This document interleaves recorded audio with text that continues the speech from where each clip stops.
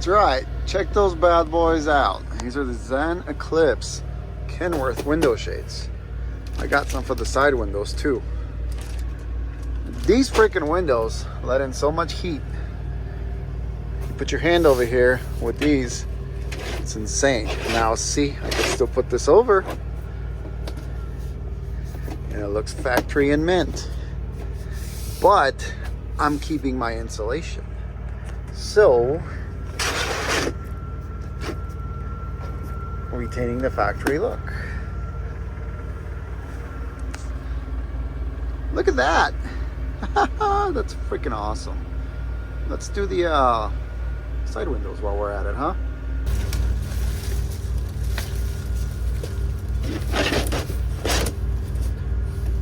Oh wait, I have these stupid screens on here.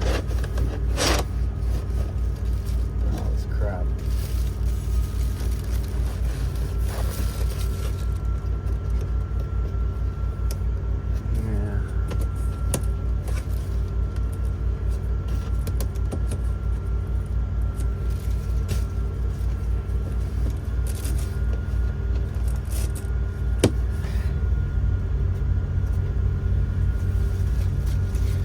It's not gonna work unless we just kind of shove it behind.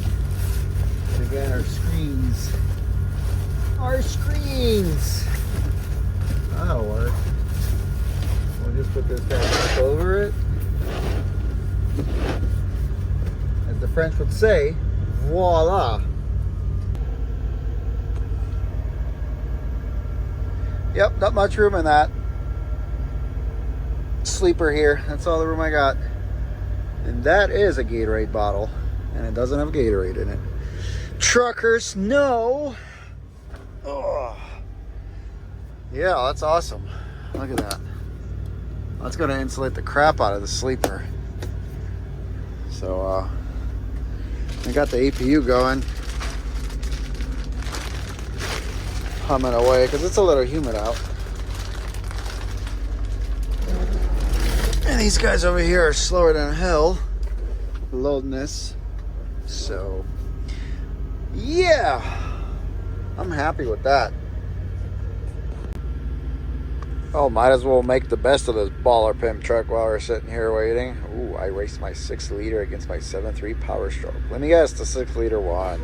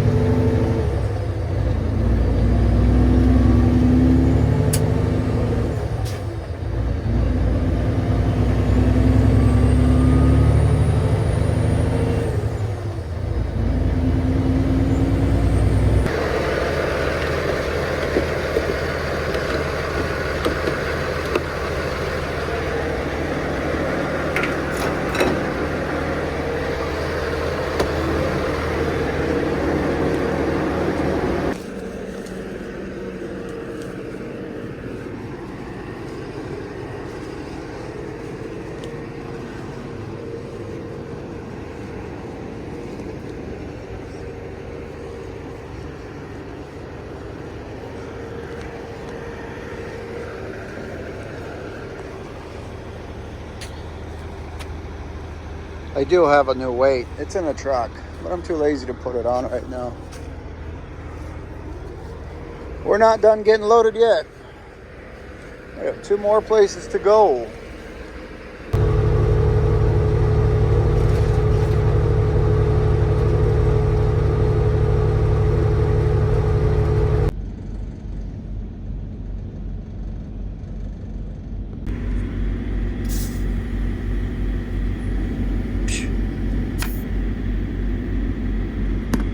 Got nothing yet.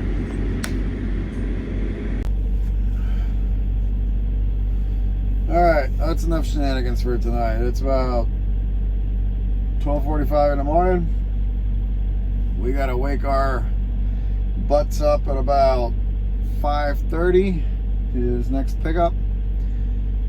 So I'm gonna leave you guys at that. And I guess I'll talk to you in the morning. Will that work?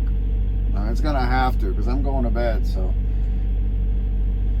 Alright. See you in the morning.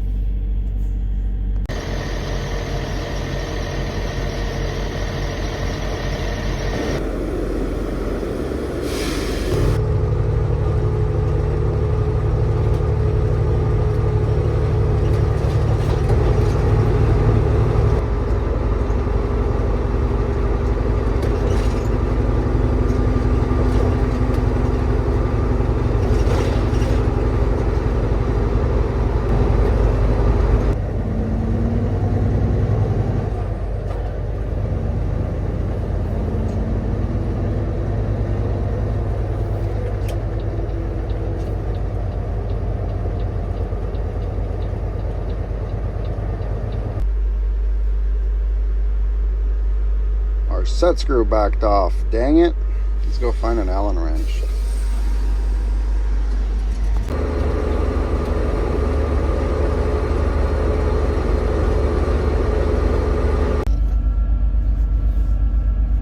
It is a good hot morning in Wisconsin. It's like 80 degrees out today already, and it's barely 9 in the morning.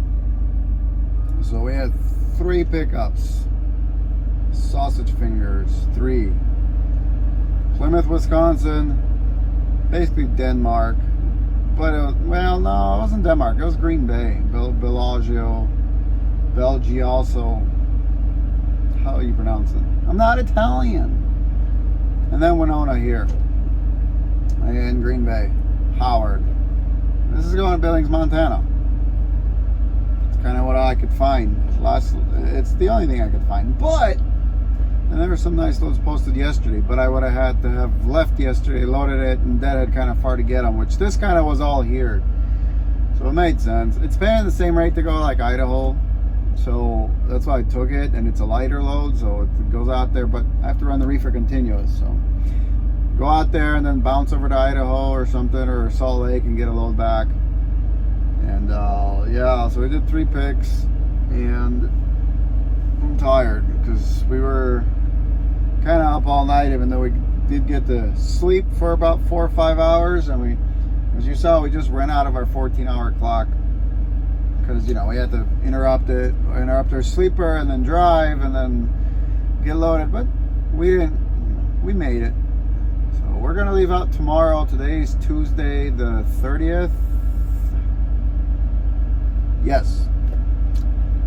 So we're going to leave out tomorrow morning because it doesn't deliver till Friday early morning, and it's only 1,050 something miles or something like that. So it's an easy drive. We'll leave tomorrow morning. We'll be there Friday morning, get unloaded, and then we're going to try to get something on Saturday. It'd be nice if we could, because if it doesn't, it's going to be a kind of a sucky week. Because the way our pay period falls, we want to get at least 2 loads on it, and if I don't get loaded by Saturday and don't deliver Tuesday morning, then it's going to fall on the next pay period. How do I like driving fancy? Well, nothing's really changed. He's still rough. Just like this freaking beard. I need to trim it. Pretty rough, like every Kenworth. You Kenworth guys will say that they ride like a cloud. No, they don't. Every single Kenworth rides like crap. Well, the 680s and the 600s, 660s, they probably ride better, but the W900s do not ride good, no matter what suspension you have. And I don't have the crappy 8-bag. It's just that the leaf springs are so short up front that it just bounces. But I do love this truck.